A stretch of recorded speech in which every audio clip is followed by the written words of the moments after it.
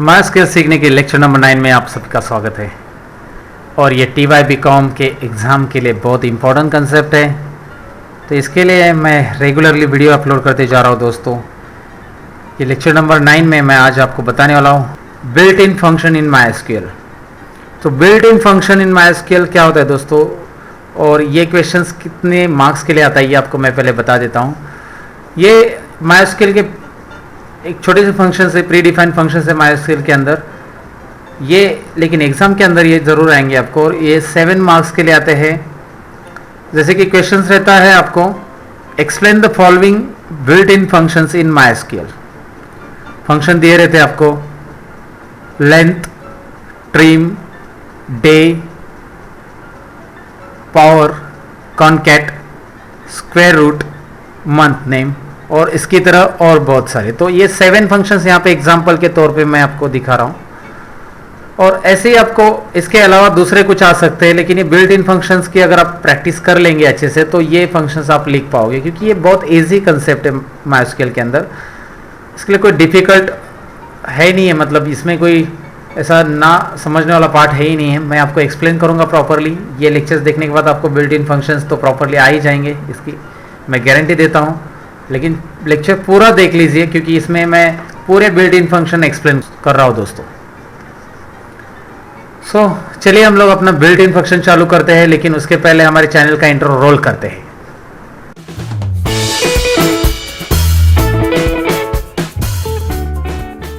सबसे पहले यहाँ पे मैं पासवर्ड डाल देता हूँ MySQL के अंदर।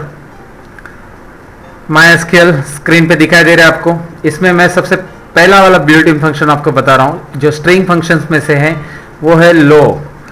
यहाँ पे लोअर टाइप करके ये फंक्शंस किस तरह से वर्क करेगा मैं आपको बता देता हूँ। यहाँ पे मैं टाइप कर रहा हूँ लोअर फंक्शंस, तो किस तरह से टाइप करूँगा, इसके लिए मैं सेलेक्ट लिखूँगा, फिर लोअर फंक्शन लिखूँगा, और इस लोअर के अंदर मैं स्ट्रिंग टाइप करूँगा। यहाँ पे मैं स्ट्रिंग टाइप कर रहा हूँ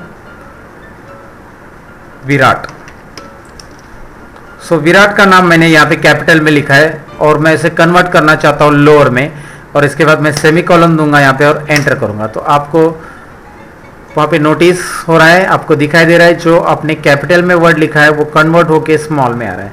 तो इस स्ट्रिंग का, ये जो स्ट्रिंग का फंक्शन था लोअर फंक्शन, इसका आंसर आप कैसे लिखेंगे वो आपको मैं बता देता हूँ। यहाँ पे पहले तो आप इसे, इसका डिस्क्रिप्शन इस तरह से लिखोगे, इसे डिफाइन करोगे इस तरह से। लोअर के आगे आप लिखोगे, लो के बाद लिखोगे returns the string str with all alphabets in it converted to lower case. मतलब इसके अंदर जितने भी अल्फाबेट आप लिखोगे वो सब किस में होंगे, लोअर केस में कन्वर्ट होंगे। एग्जैक्टली और उसके लिए नीचे एग्जांपल लिखोगे, सिलेक्ट लो, एंड देन जैसे विराट लिखा आगे वैसे वो कैपिटल में लिख दोगे।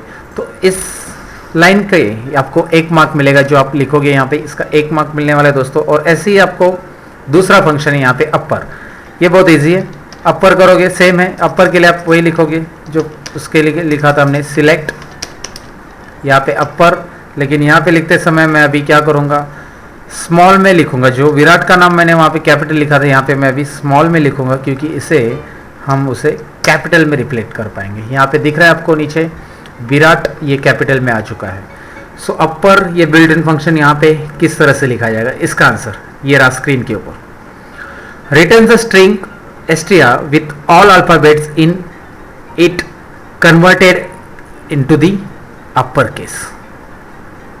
तो इसके अंदर जो अल्फाबेट लिखे जाते हैं वो सब हम अपर केस में कन्वर्ट कर देते हैं, कैपिटल लेटर में कन्वर्ट कर देते हैं ऑफकोर्स। तो ये आंसर्स का एग्जांपल भी आप नीचे लिखिए, सिलेक्ट स्पेस अपर और ब्रैकेट के अंदर स्मॉल में डबल इन्वर्टेड कोमा के अंदर आप विराट जो नाम मैंने लिखा तो वो लिख दीजिए, जैसे वहाँ पे यूज़ किया है। अब उसके बाद नेक्स्ट फंक्शन हम लोग सीखने वाले, इसमें रिवर्स फंक्शन सीखने के लिए पहले मैं सिलेक्ट लिखूंगा, यहाँ पे सिलेक्ट रिवर्स, और उसके बाद मैं यहाँ पे नाम लिख रहा हूँ विराट का, वापस मैं विराट लिख रहा हूँ यहाँ पे, और आपको दिखा दे रहा इन्वर्टेड कोमा क्लोज कर दिया मैंने। अब क्या हो रहा है देखो, यहाँ पे सेमीकोलन देके एंटर कर रहा हूँ। रिवर्स से आपको दिख रहा है विराट का नाम इधर आपको पूरा रिवर्स होते हुए दिखाई दे रहा है। जो लास्ट अल्फाबेट था टी वो पहले आ चुका है, तो यहाँ पे TARIV यानी विराट का पूरा अल्फाबेट हमने रिवर्स ऑर्डर में यहाँ पे लिख दिया है। इसका आंसर लिखेंगे ऐसे, returns the characters in the string in a reverse order. Characters कैसे लिखेंगे? रिवर्स ऑर्डर में लिखेंगे। तो इसके लिए यहाँ पे आपको एग्जाम्पल क्या लिखना है? Select space reverse then bracket के अंदर डबल इन्वर्टेड कोमा। ये डबल इन्वर्टेड कोमा की जगह आप सिंगल इन्वर्टेड कोमा भी लिख सकते हैं। तो एग्जाम के लिए सिंगल इन्वर्टेड और डबल इन्वर्टेड दोनों भी यहाँ पे चलता है। तो आपको मैं सिंगल इन्वर्टेड के साथ अगर ये दिखाऊंगा तो भी ये आंसर आने वाला है। मैं आपको एग्जाम्पल के तौर पे दिखा देता हूँ कि ये सिंगल इन्वर्टेड लिख के भी आप कर सकते हैं। नहीं तो बहुत सारे लोगों का कहना रहता है कि ये डबल या सिंगल क्या लिख के चलेगा। आपको डबल लिखेंगे तो भी चलेगा, सिंगल लिखेंगे तो भी आंसर आने वाला है। ये आंसर आपको मिल रहा है यहाँ पे।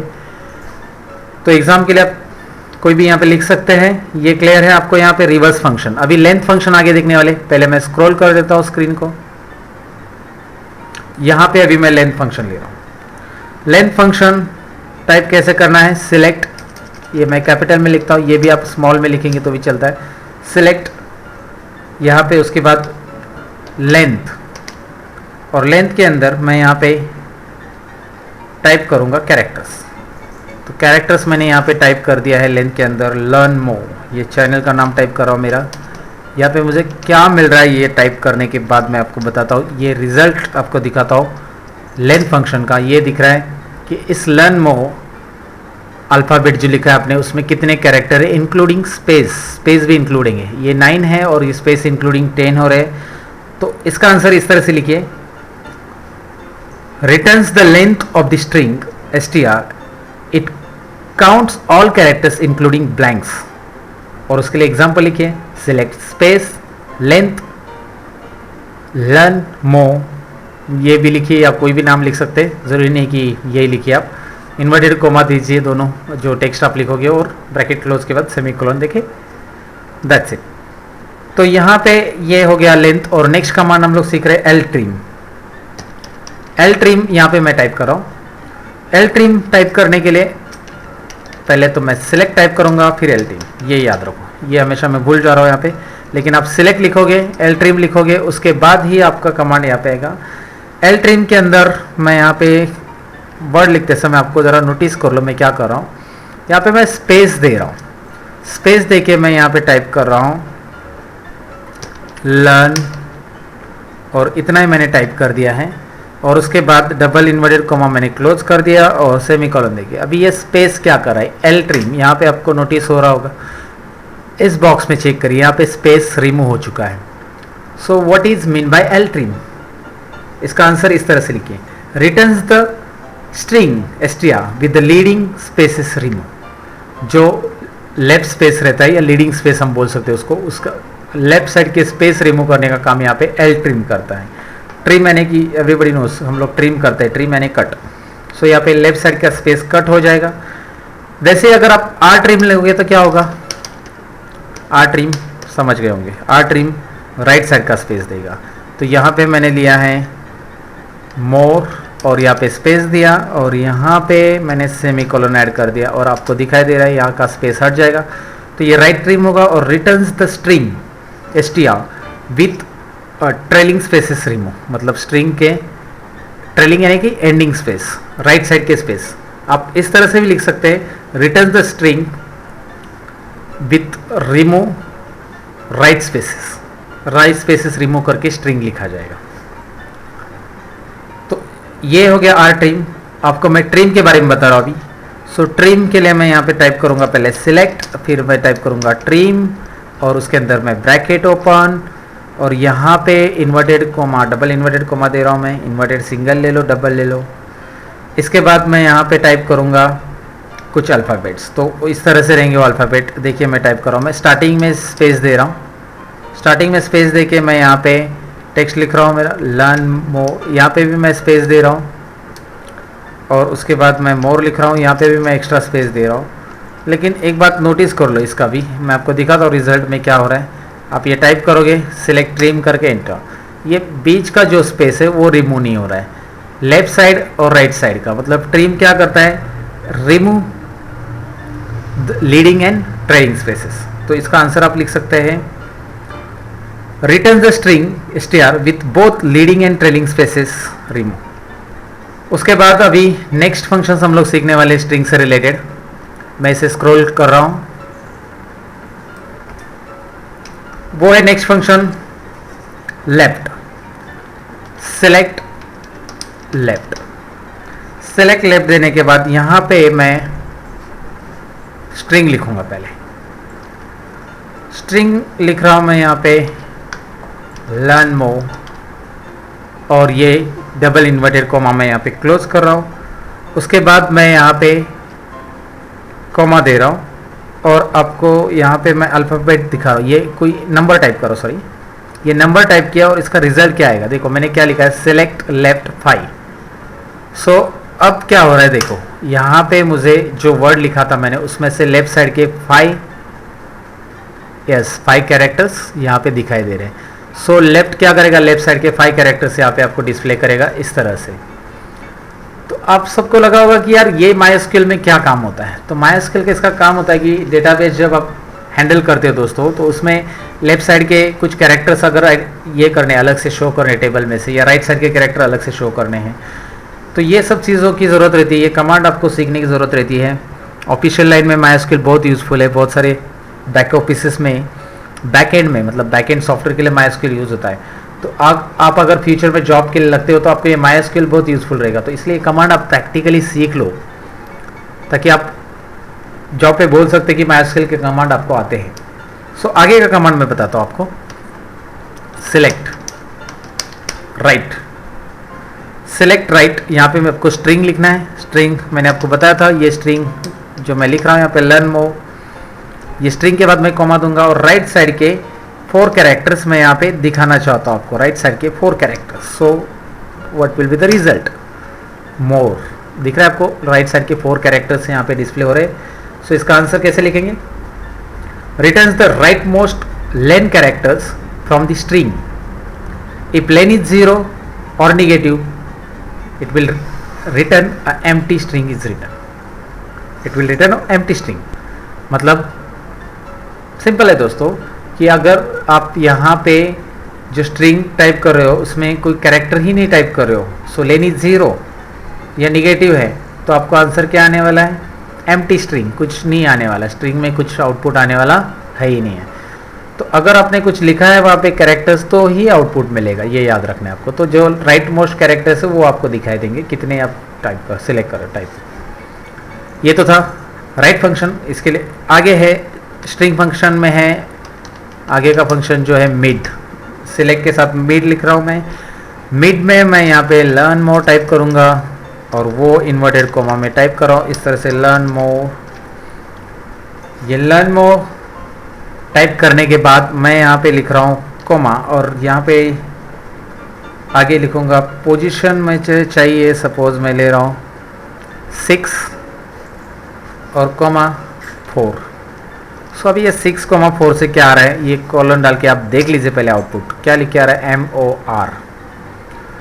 एक्चुअली 6,4 से 6 पोजीशन से चालू हो रहा है। इसमें आपको MOR के आगे स्पेस भी दिख रहा है, यहाँ पे दिख रहा है। ये अल्फ़ाबेट हमेशा यहाँ पे आता है लेकिन ये अल्फ़ाबेट थोड़ा सा आगे, मतलब यहाँ पे स्पेस भी ट्रैक हो चुका है। सो 6 नंबर जो पोजीशन है इसमें से 1 2 3 4 5th एंड 6 नंबर, 6 नंबर से काउंटिंग चालू होगा और ये मिडल के कैरेक्टर आएंगे मिड फार्मूला से या मिड सिंटैक्स से। यहाँ से 6 नंबर से आगे 4 कैरेक्टर 1 2 3 एंड 4। सो इस तरह से अगर आप उसे 7 4 लिखते, मैं आपको दिखा देता हूँ ज़रा चेंज करके। तो 7 4 मतलब M से स्टार्ट होता, M ये 7th नंबर पोजीशन है including space. So now check it out, क्या आंसर आ रहा है, MORE। 7 से आगे 4 अल्फ़ाबेट, तो क्लियर है यहाँ पे ये मिड क्या कर रहा है। इसका आंसर कैसे लिखेंगे ये देख लीजिए। Returns a substring of lane characters starting with the position from the string, if lane is omitted then all the characters starting with the position are obtained, if len is 0 it will be negative, empty string is written। so इसका मतलब होता है कि वो जो starting position आप mention करते हैं उसके आगे से जितने आप अल्फ़ाबेट देते हो, नंबर ऑफ का लेंथ दे रहे हो उसका, तो जो लेंथ आप दे रहे हो वो अल्फ़ाबेट वहाँ पे काउंट होके डिस्प्ले हो जाएंगे। सो आर यू गेटिंग, ये था इसका आंसर मिड का। उसके बाद कॉन्केटनेट आपको यहाँ पे बता रहा हूँ मैं। कॉन्केटनेट एक्चुअली ये पूरा फंक्शन, लेकिन उसको MySQL में कॉनकैट बोलते हैं बस। तो कॉनकैट ये कैसे काम करेगा, कॉन्केटनेट उसका नाम है। कॉन्केटनेट ये ज़्यादातर हम एक्सेल में यूज़ करते हैं, ज्वाइन सेवरल स्ट्रिंग, यहाँ पे भी वही काम कर रहा है, बहुत सारे टेक्स्ट मतलब स्ट्रिंग ज्वाइन करेगा। सो इसके लिए कमांड किस तरह से रहेगी, सिलेक्ट में मैं यहाँ पे दे रहा हूँ, सिलेक्ट के बाद कॉनकैट ये टाइप कर रहा हूँ, और यहाँ पे डबल इन्वर्टेड कॉमा के अंदर 2 स्ट्रिंग में ज्वाइन करना चाहता हूँ, तो मैं 2 स्ट्रिंग इस तरह से ज्वाइन करूँगा, इस तरह से, जैसे हार्दिक लिखा है एक स्ट्रिंग में, हार्दिक, और इसमें आप फिर से कॉमा दे दो, और दूसरे स्ट्रिंग में लिखा है आपने पांड्या, ये रहा हार्दिक पांड्या, और यहाँ पे ब्रैकेट क्लोज करिए, सेमीकोलन दीजिए और एंटर। ये हार्दिक पांड्या एक साथ ज्वाइन होके आ रहा है, दिखाई दे रहा है आपको। This is called join several string, है ना। So what is use of concat, return the string that is obtain from joining all the arguments in the functions, जितने भी आर्ग्यूमेंट्स है उसको ज्वाइन करेगा, अलग अलग स्ट्रिंग्स को आर्ग्यूमेंट्स को ज्वाइन करके वो एक स्ट्रिंग में शो करेगा, उसको हम बोलते हैं कॉनकैट। सो ये थे स्ट्रिंग फंक्शंस जो बिल्ट इन फंक्शंस में है। ये स्ट्रिंग फंक्शंस आपको मैंने यहाँ पे बता दिए हैं, किस तरह से करना है आपको समझ में आया होगा स्ट्रिंग फंक्शंस। इसमें नेक्स्ट है डेट फंक्शंस, वो भी मैं यहाँ पे कवर कर देता हूँ दोस्तों। और यहाँ पे डेट फंक्शंस कौन कौन से है मैं आपको बता देता हूँ। सबसे पहला फंक्शन है नाउ। नाउ को आप डायरेक्टली टाइप करोगे तो भी चलेगा, सिलेक्ट के साथ टाइप करना होगा, मतलब सिलेक्ट पहले आपको लिखना होगा, ज़रूरी है सिलेक्ट यहाँ पे लिखिए आप, और नाउ आप डायरेक्टली लिखोगे यहाँ पे, और उसके बाद मैं यहाँ पे सेमी कॉलन दूंगा और यहाँ पे मैं एंटर करूँगा। आपको दिखाई दे रहा है करंट डेट, यहाँ पे आ रहा है करंट डेट एंड उसका टाइमिंग 13 अक्टूबर 2017। यहाँ पे टाइमिंग भी आ रहा है कितना है। ऑफकोर्स ये मैं वीडियो बहुत रात को बना रहा हूँ इसके लिए दोस्तों, क्योंकि यहाँ पे साउंड्स बहुत आता है बाहर का, मेरी माइक रिकॉर्डिंग में बहुत डिस्टर्बेंस क्रिएट होता है। ये 12:08 हो गया, आपको करंट टाइमिंग दिख रहा है। ठीक है, चलिए आगे बढ़ते हैं हम लोग। आगे है यहाँ पे टाइम फंक्शंस। अब ये नाउ फंक्शंस के बारे में मैंने बताया आपको कि करंटली जो करंट टाइमिंग है वो डिस्प्ले करता है, तो आप लिख सकते हैं display the current date and timing in Y 4 bar Y लिखेंगे आप, year format, year then month and date, दिखाई दे रहा है आपको, ईयर मंथ एंड डेट। उसके बाद यहाँ पे आएगा hours minute and seconds, yes ये आप ऐसा लिख सकते हैं, YYMMDD HSMMSS। टाइम किस तरह से आएगा यहाँ पे देखते हैं। टाइम मैं यहाँ पे लेना चाहता हूँ, तो मैं टाइम के लिए यहाँ पे लिखूंगा सिलेक्ट टाइम, लेकिन टाइम किस में से चाहिए वो भी तो यहाँ पे आपको लिखना पड़ेगा। टाइम मुझे इस डेट में से चाहिए, एक डेट में यहाँ पे टाइप करूँगा, उसमें से अगर आपको टाइम चाहिए तो आपको उस डेट को इन्वर्टेड कॉमा में लिखना है। इन्वर्टेड कॉमा में आप तभी यूज़ करो जब वहाँ पे डेट है या टेक्स्ट है, तो अभी यहाँ पे तो डेट है, तो चलिए लिखते हैं हम लोग डेट इन्वर्टेड कॉमा में। मैंने बताया था कि सबसे पहले ईयर लिखना है और उसके बाद हमें लिखना है मंथ, उसके बाद लिखना है डेट, और यहाँ पे मैं टाइम भी लिख रहा हूँ। सपोज़ मैं टाइम कोई भी लिख रहा हूँ यहाँ पे, ये जो टाइम है ये इस तरह से मैंने लिख दिया 24 आवर्स की घड़ी के हिसाब से मैंने इस तरह लिख दिया, और मैं यहाँ पे कॉमा एंटर करूँगा। अभी इससे क्या रिटर्न होगा, इससे रिटर्न होगा इस टाइम फंक्शन में से आपको टाइम मिलेगा। समथिंग इज मिसिंग होता इन्वर्टेड कॉमा रह गया दोस्तों, ये इन्वर्टेड कॉमा में से यहाँ पे रह गया है, मैंने यहाँ पे टाइप कर दिया और यहाँ पे नहीं टाइप किया, ये रहा। मैं इसे टाइप कर देता हूँ, मैं इसे सेमी कॉलन दे रहा हूँ और एंटर कर देता हूँ, और इस एरर को कुछ नहीं कर सकते हम लोग क्योंकि पहले से एरर आ चुका है। इसे मैंने यहाँ पे इन्वर्टेड कॉमा टाइप करके क्लोज कर दिया इस सिंटैक्स को, और यहाँ पे मैंने फिर सेमीकोलन टाइप करके क्लोज कर दिया। ये ज़रूरी है यहाँ पे एसक्यूएल में प्रैक्टिस करते समय याद रखना। अगर आप कहीं पे ये भूल जाते हो तो ये फंक्शन से एग्जिट होने के लिए आपको इन्वर्टेड कॉमा वापस टाइप करना होगा क्लोज करने के लिए, और यहाँ पे सेमीकोलन देगा, नहीं तो आप क्लोज नहीं होंगे, इस फंक्शन से बाहर नहीं आ पाओगे। अभी ठीक है, मैं ये फंक्शंस में ये फिर से मैंने टाइप कर दिया है और यहाँ पे मैं इन्वर्टेड कॉमा लिख रहा हूँ। ठीक है, मैंने यहाँ पे मेरी गलती करेक्ट कर ली है, और यहाँ पे आप देख सकते हैं इस डेट में से ये टाइम पीक हो रहा है।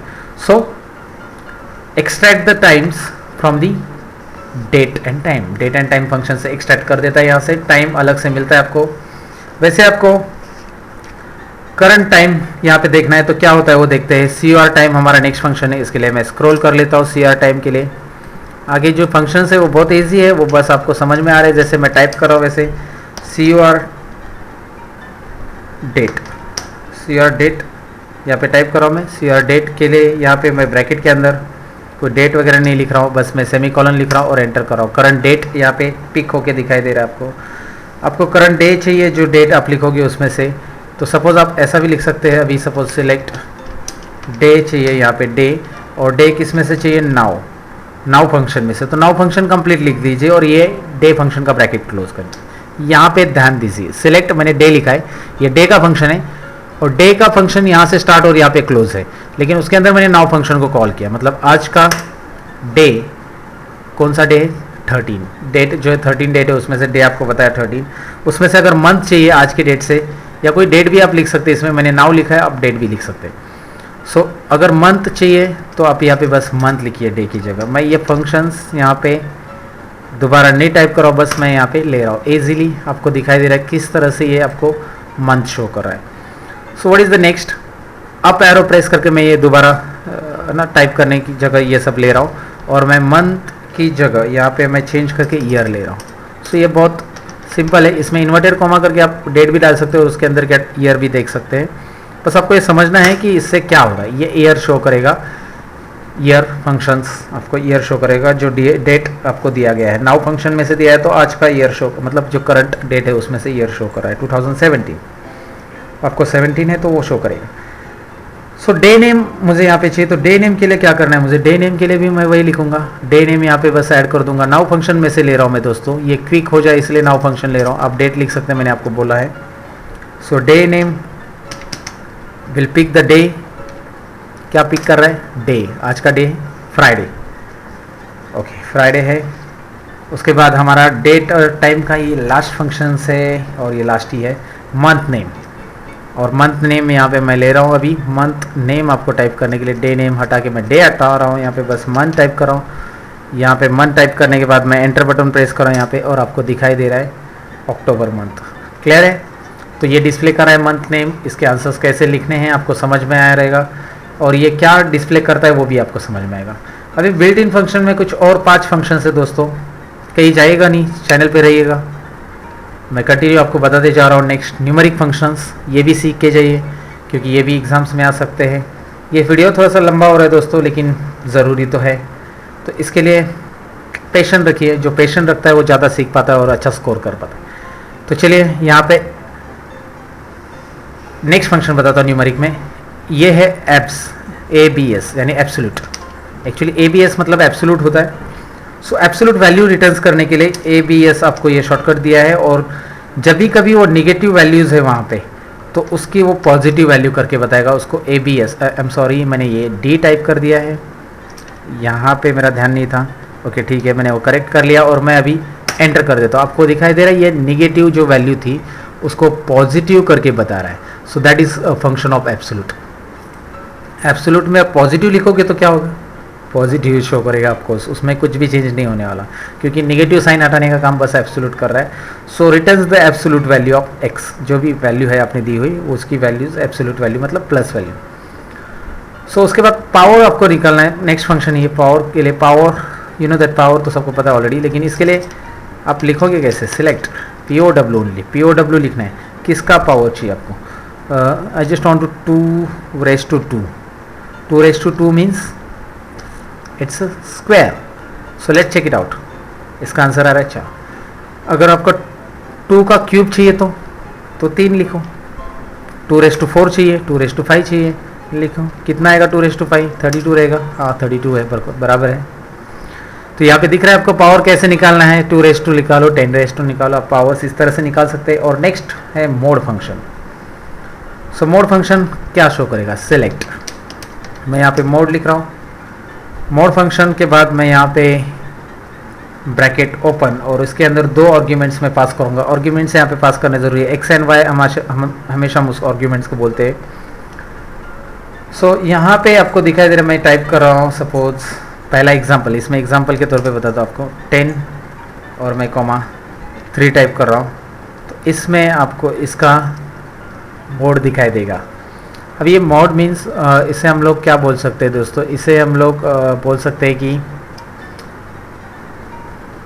जैसे हम लोग कैलकुलेशन करते हैं, डिनोमिनेटर और डिनोमिनेटर ऐसे 2 चीज़ें रहती है, राइट। जब डिनोमिनेटर डिनोमिनेटर को कम्प्लीटली डिवाइड कर लेता है तो हमारे पास रिमाइंडर कुछ बचता नहीं है। सो जब रिमाइंडर कुछ बचता नहीं तो रिमाइंडर 0 रहता है तो उसको हम मॉड यहाँ पे बोलते हैं दोस्तों। तो यहाँ पे मॉड तो ज़रूर रहेगा क्योंकि यहाँ पे कम्प्लीटली डिवाइड नहीं हो रहा है और हमें रिमाइंडर कितना बच रहा है 1। सो रिमाइंडर है तो उसे रिमाइंडर 1 आ रहा है, यहाँ पे आपको दिखाई दे रहा है कम्प्लीटली किस तरह से आ रहा है। तो आपको ये चेक करने के लिए रिमाइंडर, अगर मैं यहाँ पे दूसरा कुछ लेता हूँ जैसे मैं इसे 2 से डिवाइड कर रहा हूँ तो आपको यहाँ पे ज़रा चेक करना होगा कि क्या रिमाइंडर आ रहा है। 0 आपको 0 आ जाएगा क्योंकि 2 से 10 को कम्प्लीटली डिवाइड हो रहा है। सो जो भी डिनोमिनेटर को डिनोमिनेटर कम्प्लीटली डिवाइड कर पा रहा है उसे यहाँ पे दिखाई दे रहा है आपको कि उसे क्या हो रहा है, डायरेक्टली 0 आंसर आ रहा है और जिससे नहीं आ रहा है उसे 1 आ रहा है। अगर अच्छा ये क्या होगा, अगर आप यहाँ पे -10 लिखोगे तो यहाँ पे -10 लिखोगे तो क्या होगा, चलिए ये भी देख लेते। -10 लिखेंगे तो यहाँ पे -1 आंसर आएगा। और अगर उल्टा है, सपोज इस तरह से है, जैसे कि यहाँ पे जो लिखा हुआ वैल्यू है 3 है और यहाँ पे है -10। अब देखिए अब इसका आंसर क्या आएगा, सोच के बता दीजिएगा। यहाँ पे मैं आंसर आपको आउटपुट कर देता हूँ। 3 है, दिखाई दे रहा है आंसर आपको इस तरह से। सो यहाँ पे इस तरह से ये डिनोमिनेटर के साथ जो डिवाइडेशन करके हमने रिमाइंडर निकाला तो वही है। और इसमें लास्ट 2 फंक्शन बाकी है और ये है पहला राउंड, उसमें से सेकेंड लास्ट फंक्शन है जिसमें राउंड मैं आपको बता रहा हूँ। यहाँ पे राउंड कैसे होगा, राउंड फिगर कैलकुलेट करने के लिए आपको सपोज मैंने यहाँ पे नंबर लिखा है, ये नंबर है 2.67। सो 2.67 का राउंड फिगर कैसे आता है चलिए देखते हैं। ये रहा राउंड फिगर 3। और अगर मैं 2.25 लिखूँगा तो राउंड फिगर क्या आएगा 2.25। सो राउंड क्या करता है यहाँ पे क्लियर है आपको। ओह आई एम सॉरी, यहाँ पे मैं ब्रैकेट क्लोज करना भूल गया था और मैं सेमीकोलन यहाँ पे नीचे देंगे तो भी चलेगा। सो 2.20 का राउंड ऑफ कोर्स ये नॉर्मल राउंडिंग मेथड के हिसाब से 2 आ जाएगा। And last function that is SQRT। Select SQRT square root. SQRT stands for square root. किसका स्क्वायर रूट निकालना चाहते हैं आप उसको टाइप कर दो यहाँ पे। सपोज आप 81 का स्क्वायर रूट निकालना चाहते हो तो 81 को टाइप कर दीजिए। सो 81 क्या है, स्क्वायर है किसी का, किसका स्क्वायर है, जिसका स्क्वायर रूट हम फाइंड आउट करना चाहते हैं 9 का। आपको यहाँ पे दिखाई देगा आपको, क्लियर है आपको। आप इस तरह से लिखोगे 576। चलिए देखते ये किसका स्क्वायर रूट है। शायद आप कैलकुलेशन में एक्सपर्ट रहोगे तो आपको आता होगा, नहीं तो यहाँ पे देख लीजिए आंसर तो मिल गया 24 का है। 24 उसका स्क्वायर रूट है, सॉरी ये उसका स्क्वायर है 576। तो ये थे बिल्ट इन फंक्शन दोस्तों, इसे प्रैक्टिकली करके देख लीजिए आप। इसका प्रैक्टिस होने के बाद ही आपको ये क्लियर हो जाएंगे किस तरह से करने, और इसका आंसर लिखने के लिए आपको बहुत ईजी जाएगा क्योंकि ये कोई डिफ़िकल्ट पार्ट है ही नहीं है मेरे हिसाब से तो। लेकिन आप अगर लेक्चर अटेंड करोगे प्रॉपरली, ये वीडियोस आप नहीं समझाओ तो दोबारा देख लीजिए, ये क्लियर कर लीजिए कौन सा फंक्शन किसके लिए है, और एग्ज़ाम के अंदर आपको फिर हमेशा के लिए याद रहता है। और ये वीडियोस जो मैं यहाँ पे बना रहा हूँ, ये वीडियोस इसलिए बना रहा हूँ दोस्तों क्योंकि विजुअल जो कम्युनिकेशन होता है या विजुअल पार्ट जो रहता है, आप देखते हैं वीडियोस तो जल्दी समझ लेते हैं आप अगर थ्योरेटिकल पढ़ते हो तो एग्ज़ाम के टाइम पे आप भूल जाते हो। तो इसके लिए मेरे वीडियोस देखते रहना दोस्तों।